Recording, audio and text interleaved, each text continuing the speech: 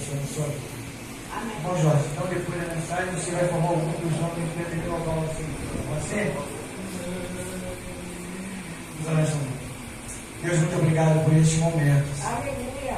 Só o fato de estar na tua casa é algo grandioso, porque sabemos que alguns irmãos, por causa da enfermidade, gostariam de vivenciar esse momento, não podem, mas o Senhor concede a cada um de nós em poder vivenciar, ter o prazer e a alegria de estar na tua casa, estudar a tua palavra, que agora neste momento tão importante, como todo culto, abençoe neste momento o João, Senhor.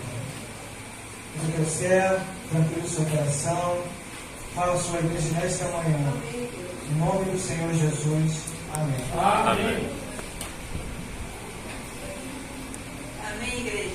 Amém.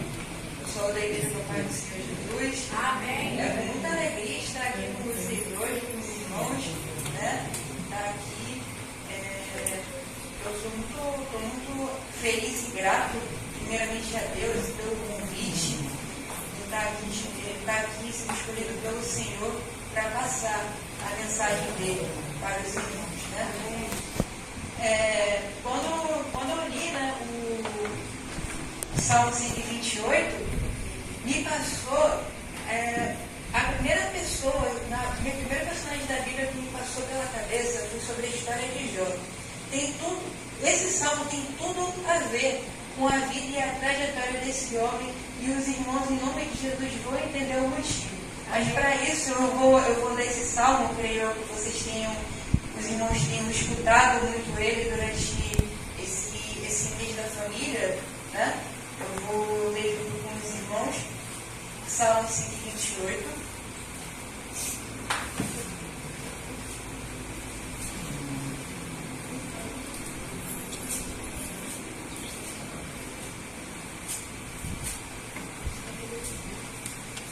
Salmo 128, que tem como título: aquele que teme a Deus será abençoado na sua família. O que me chamou bastante atenção é a palavra temer a Deus, né? Esse salmo. E começa assim: bem-aventurado aquele que teme ao Senhor e anda nos seus caminhos, pois comerás do trabalho das tuas mãos. Feliz será e terá bem. A tua mulher será como uma videira frutífera aos olhos da tua casa, e os teus filhos como plantas de oliveira à roda da tua mesa. Eis que assim será abençoado o homem que teme ao Senhor. O Senhor te abençoará desde Sião, e tu verás os bens de Jerusalém em todos os dias da tua vida. E verás os filhos de teus filhos, e a paz sobre Israel. Nós percebemos que essa passagem fala sobre aquele que teme ao Senhor e anda pelos seus caminhos, né? Nós percebemos que no primeiro capítulo do livro de Jó, que é o livro poético da Bíblia, uma das características do caráter de Jó, que é atribuído a ele, é sobre um homem que teme a Deus. Se nós olharmos para as características da personalidade de Jó, ele é praticamente o estereótipo do que todo homem tem que ser. Um homem casado, muito bem casado, um homem que construiu a sua família, um homem que tem filhos, um homem que tem bens, que tem riquezas, ele é bem resolvido profissionalmente e, acima de tudo, um homem que é reconhecido pelo próprio Senhor, pelas pessoas, como um homem que teme a Deus, como é falado nesse salmo, né? Pois comerás do teu trabalho das tuas mãos. Jó, ele comia do seu trabalho, porque ele trabalhava para ter tudo aquilo que ele tinha. Ele tinha a sua família, ele tinha praticamente tudo que um homem cristão quer ter: família, estabilidade e, principalmente, temor a Deus. Porém, se faltava uma coisa na vida dele, uma coisa Jó ele precisava entender na vida dele, e na sua trajetória nós vamos conseguir entender isso. Em nome de Jesus, eu vou conseguir levar os irmãos a entenderem isso através do Espírito Santo. Amém? Amém? Vamos começar lendo Jó, capítulo 1. Peço que os irmãos abram em Jó, capítulo 1.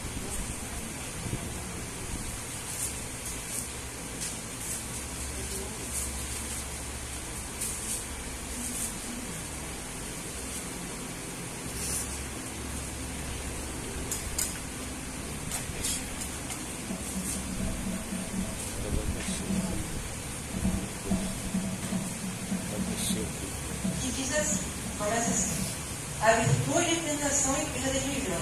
Havia um homem na terra de Uz, cujo nome era Jó. E este homem, sincero, reto, temente a Deus, e desviava-se do mal. E nasceram-lhe 7 filhos e 3 filhas. E era o seu gado 7.000 ovelhas e 3.000 camelos, e 500 juros de bois, e 500 jumentos, e era também muitíssima gente ao seu serviço. Vamos pular para o versículo 6. E vindo um dia em que os filhos de Deus vieram apresentar-se perante o Senhor, veio também Satanás entre eles. E então o Senhor disse a Satanás: de onde vens? E Satanás respondeu ao Senhor e disse: de rodear a terra e passear por ela. E disse o Senhor a Satanás: observaste tu, meu servo Jó? Porque ninguém há na terra semelhante a ele, homem sincero, reto, temente a Deus e desviando-se do mal. Então respondeu Satanás ao Senhor e disse: porventura temes Jó a Deus debalde? Porventura não cercastes tu de bens a ele, e a sua casa e tudo quanto tem? A obra de suas mãos abençoaste, e o seu gado está aumentando na terra. Mas estende a tua mão e toca-lhe em tudo quanto tem, e verás se não blasfema de ti na tua face. E disse o Senhor a Satanás: eis que tudo quanto tem está na tua mão, somente contra ele não estendas a tua mão. E Satanás saiu da presença do Senhor. Depois desse encontro, entre o Senhor e o inimigo, Jó começou a perder todos os seus bens, começou a perder todas as suas coisas. A vida de Jó representa que a vida do cristão, e até mesmo a vida do homem que ainda não conhece a Cristo, ela é feita de fases. Momentos bons, momentos ruins, momentos felizes e momentos tristes. Vida perfeita aqui na terra, o cristão ele nunca vai ter. Muito pelo contrário, Jesus ele nos fala que no mundo nós teríamos aflição, mas para nós termos bom ânimo, porque Ele venceu o mundo, Ele venceu o pecado, Jesus venceu a morte, e a presença do Espírito Santo de Deus, Ele está conosco. Então, nós sempre temos que ter a ciência de que enquanto aqui nós estivermos nesta terra, nós vamos passar por lutas, nós vamos passar por aflições. Não é errado a gente ter dinheiro, não é errado a gente conquistar essas coisas. O errado é nós termos amor, dinheiro e colocar os nossos bens materiais acima do Senhor. Isso é que é o errado. Mas você quer ter dinheiro, você quer ter uma vida financeira boa, trabalhe, busque se esforçar para conseguir essas coisas. Que o Senhor vai dar o seu esforço e uma hora o Senhor vai te honrar, porque Ele vê todas as coisas. Como Deus, Ele via a vida de Jó. O próprio Senhor olhava para Jó e via ele como um homem temente a Deus, como um homem temente ao Senhor. Assim, Deus ele nos vê também. Ele olha cada passo que a gente dá, Ele olha exatamente aquilo que a gente precisa. O Senhor vê o nosso caráter. E nós percebemos que Deus ele restituiu a família de Jó, Deus restituiu a sua vida. E o objetivo de Cristo, o objetivo de Deus através do nosso Senhor Jesus Cristo é restituir a vida das pessoas espiritualmente, é salvá-las do pecado, é salvá-las da morte eterna. E nós percebemos muito isso. Por isso que eu escolhi o tema dessa pregação: um Deus que restitui vidas. Nós observamos que na trajetória de Jó, quando Jó perdeu todas as suas coisas, aqui até quando Jó ele perde todas as suas coisas, até a sua esposa fala para ele: amaldiçoa esse Deus e morre, porque até a saúde de Jó Deus permitiu que ele perdesse. Até a saúde dele perdeu. Tanto que quando a gente perde algum bem material, alguma coisa, poxa, a gente não vai ficar triste não, porque a gente tem saúde, a gente pode trabalhar, a gente pode se esforçar para conseguir aquilo que a gente perdeu, e Deus vai nos ajudar. Mas só que no caso de Jó, até a saúde de Jó ele havia perdido naquele momento. Jó entrou num estado ao qual ele não tinha mais nada. E muitas das vezes nós percebemos que num casamento, quando vem batalhas, quando vem problemas, quando vem lutas, a função do marido para a esposa, tanto para a esposa para o marido, é de apoiá-lo na fé, é de se ajoelhar, orar junto, clamar ao Senhor para conseguir situação. Mas só que no caso da esposa de Jó, nesse momento, ela fez o completo oposto. Ela pediu para Jó amaldiçoar Deus, abandonar o Senhor. E Jó a repreendeu, e em nenhum momento Jó, ele renunciou à sua fé. Em nenhum momento Jó, ele abandonou a fé dele no Senhor. Porque ele continuou permanecendo firme e constante na presença do Senhor Jesus, do nosso Deus. E é isso que nós também temos que ter, independente da situação que a nossa família esteja enfrentando. Porque a vida ela é feita de fases. Nenhum problema é eterno, nenhum desafio é eterno. Só o Senhor Jesus, Ele é eterno nas nossas vidas. E muito em breve Ele vai voltar, vai buscar a sua igreja e nós vamos passar a eternidade com Ele. Nós e a nossa família. Em nome de Jesus.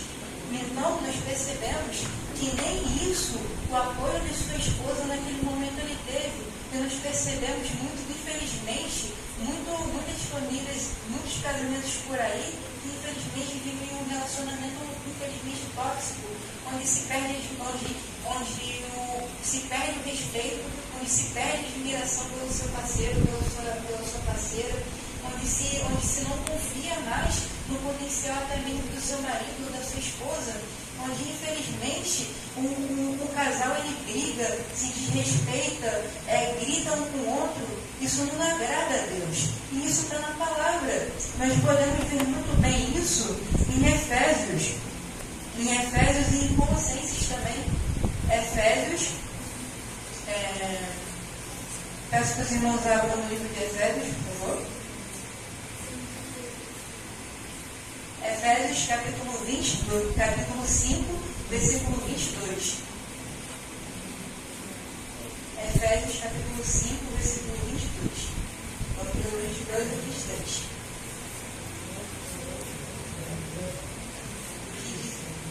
Que diz assim: os deveres domésticos.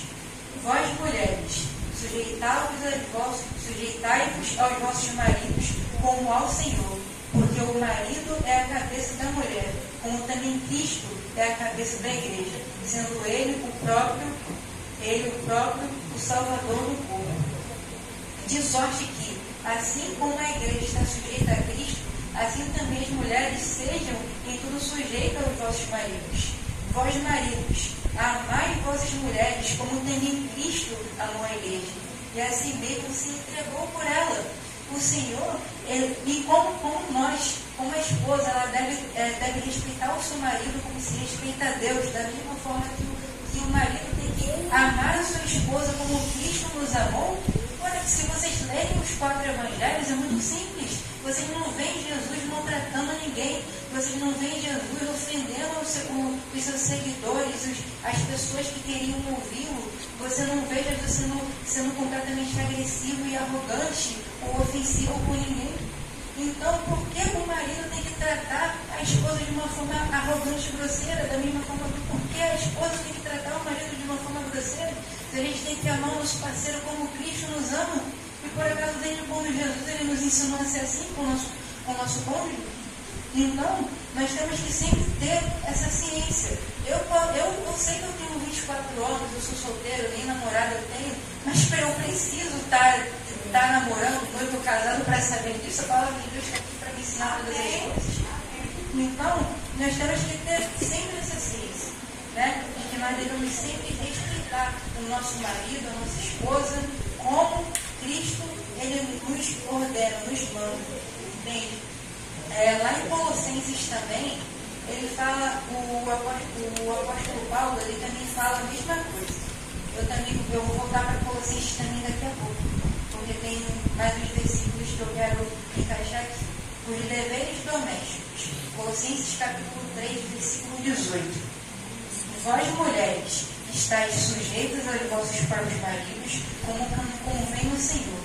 Vós, maridos, amai vossas mulheres e não vos irriteis contra elas. Então, nós percebemos que para um relacionamento ser saudável, uma convivência ser saudável, precisa haver respeito e admiração. Um não pode desistir do outro nos meios das dificuldades, sejam elas qual for. Um varão perfeito, uma mulher virtuosa, eles se ajoelham juntos, eles clamam a Deus juntos, eles estudam a palavra de Deus juntos, para eles crescerem espiritualmente, pelo fato de eles serem uma só carne. Então, que o conselho que a palavra que eu posso dar, que o Senhor através de mim pode dar, é que um casal venha sempre se fortalecer na presença de Deus, venha buscar o Senhor junto, venha estudar a palavra do Senhor juntos, venham orar juntos, venham perseverar na fé em Deus juntos. Sempre, não importa o que aconteça, porque nós percebemos como na vida de Jó, problemas não são eternos, tudo passa. Da mesma forma que Jó enfrentou todos aqueles problemas, todas aquelas dificuldades, Jó chegou num limite da vida dele, em que ele amaldiçoou até o dia dele ter nascido, mas ele em nenhum momento tocou no Senhor.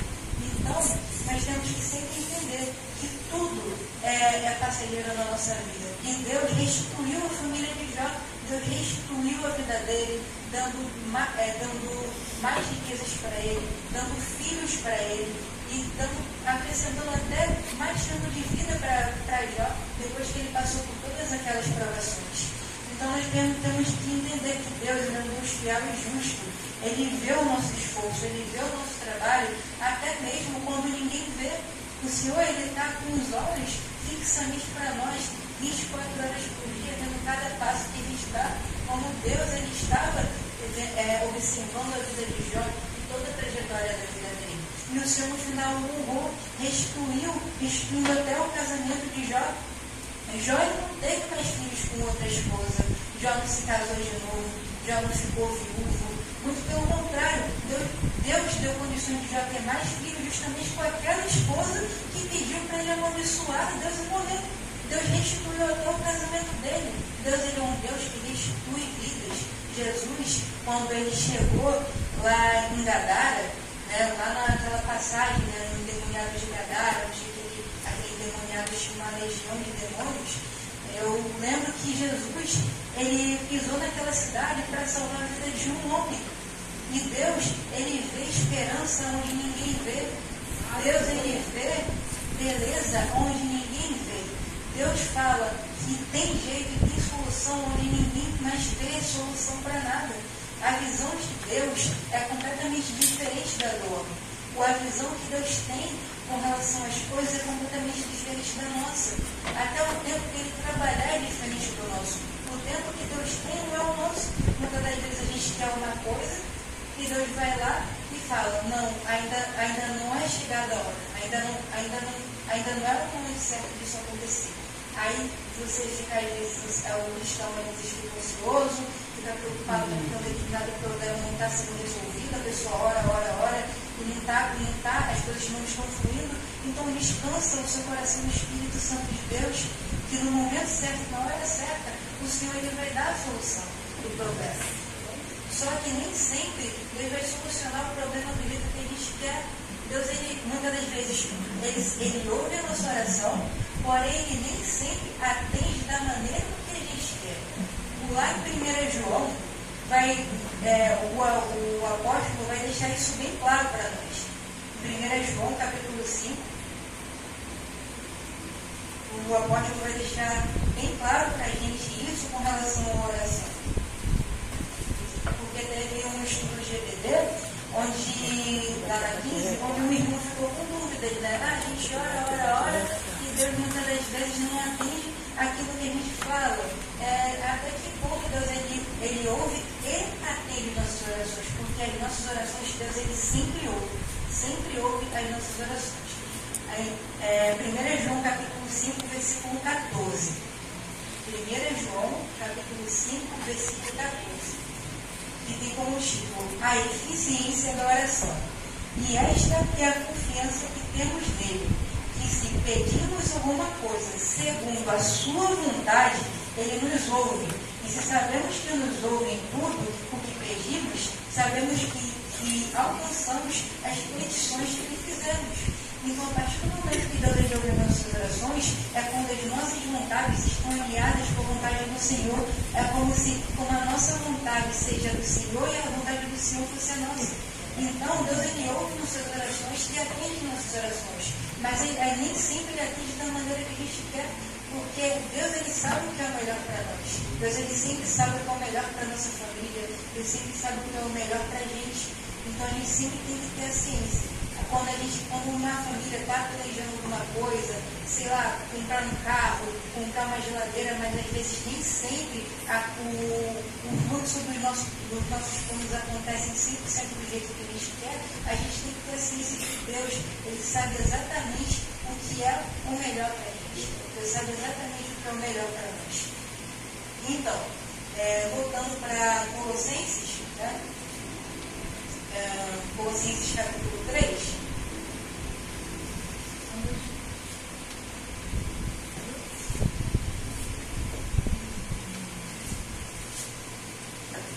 Colossenses capítulo 3, versículo 20 e 21, que fala o seguinte: vós, filhos, obedeceis em tudo a vossos pais, que isto é agradável ao Senhor.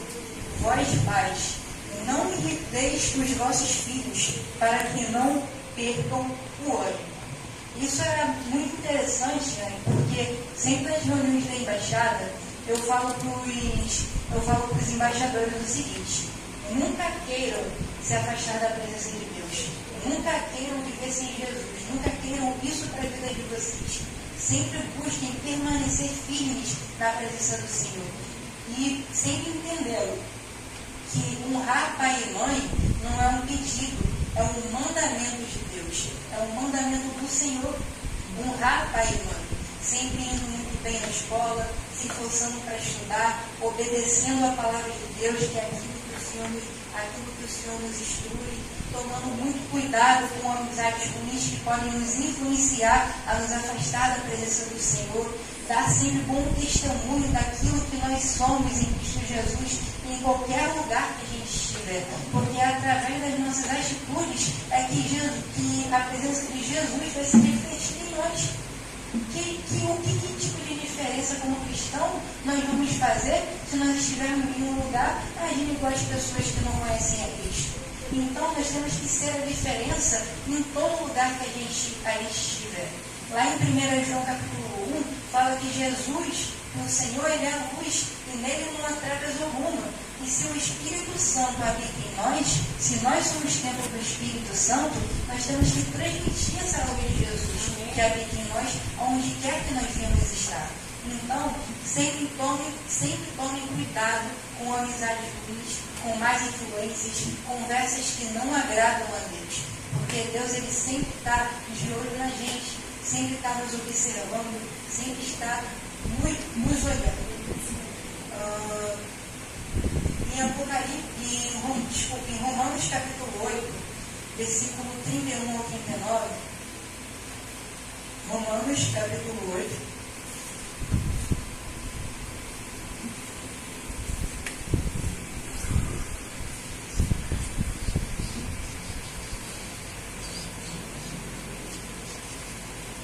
versículo 31 até o 39, que diz o seguinte: cântico de vitória, Deus é por nós. Que diremos, pois, estas coisas? Se Deus é por nós, quem será contra nós? Aquele que nem mesmo seu próprio Filho poupou, antes o entregou por todos nós, como nos não dará também com ele todas as coisas? Quem tentará acusação contra os escolhidos de Deus? É Deus quem os justifica. Quem os condenará? Pois é Cristo quem morreu, ou antes quem ressuscitou entre os mortos, o qual está à direita de Deus e também intercede por nós.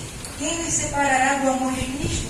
A tribulação, ou a angústia, ou a perseguição, ou a fome, ou a nudez, ou o perigo, ou a espada? Como está escrito: por amor de ti somos entregues à morte todos os dias. Fomos reputados como ovelhas para o matadouro, mas em todas estas coisas somos mais do que vencedores por aquele que nos amou, porque estou certo de que nem a morte, nem a vida, nem os anjos, nem os principados, nem os potestades, nem o presente, nem o porvir, nem a altura, nem a profundidade, nem alguma outra criatura nos poderá separar do amor de Deus que está em Cristo Jesus, nosso Senhor. Nós percebemos que nenhuma circunstância da vida de Jó, difícil, separou ele do amor de Deus. Assim, conosco, independente das lutas e dos desafios que nós vamos enfrentar aqui na Terra, nós temos que entender que o nosso alvo é o Senhor Jesus Cristo. E o nosso alvo é passar a eternidade com Ele, e onde não haverá mais choro, não haverá mais planto, não haverá mais dor, não haverá mais doença, não haverá mais morte, não haverá mais sofrimento nenhum. Então nós temos que entender que tudo nessa vida era passageiro. Tudo na vida é passageiro. Só o Senhor Jesus, Ele é eterno. Da mesma forma que todas as aflições que Jó passou, foi tudo passageiro. Que Jó precisava passar por tudo aquilo para ele entender que ele conhecia o Senhor apenas de longe, mas Deus queria que Jó tivesse uma intimidade maior com Deus. O Senhor, Ele queria que Jó tivesse uma intimidade e uma fé ainda maior. E muitas das vezes, nas nossas lutas, elas chegam na nossa vida para que a nossa fé venha a ser fortalecida. Não porque Deus ele é um carrasco, uma pessoa ruim, muito pelo contrário, Deus ele é um Deus justo, ele é um Deus bom. É porque nós, através das nossas lutas e através dos nossos desafios, nós nos aproximamos muitas das vezes do Senhor. Nós conseguimos ter uma intimidade maior e uma intimidade mais forte. E embora o cristão, independente da situação que ele viva, ele sempre tem que permanecer firme e constante na fé, não importando se ele está bem ou se ele está mal, não importando se ele está passando por um momento difícil ou por um momento bom, ele sempre tem que permanecer na fé, sempre estando grato ao Senhor, independente das circunstâncias que ele enfrenta. Então, Jó ele precisou de passar por tudo isso, para que ele venha entender aquilo que o Senhor queria da vida dele. Em Jó capítulo 42, versículo 15, ele vai dizer que em toda a terra não se acharão mulheres tão formosas como as filhas de Jó, e o seu pai lhes deu herança entre os seus irmãos. E depois disso viveu Jó 140 anos, e viveu os seus filhos e aos filhos de seus filhos até a quarta geração. E então morreu Jó, velho e farto de dias. Então nós percebemos que Deus ele restituiu a vida dele por completo.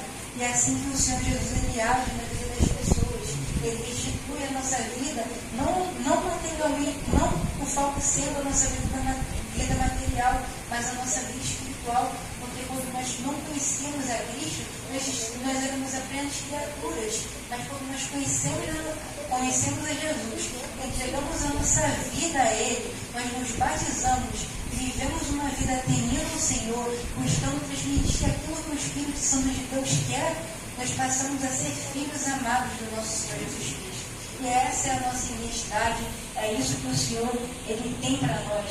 E é essa mensagem que eu vim para dar para os irmãos, que nós devemos sempre estar firmes e constantes na fé no nosso Senhor, que nós devemos sempre nos fortalecer, independente da circunstância e situação, nós sempre temos que permanecer firme e constante na presença do Senhor Jesus Cristo.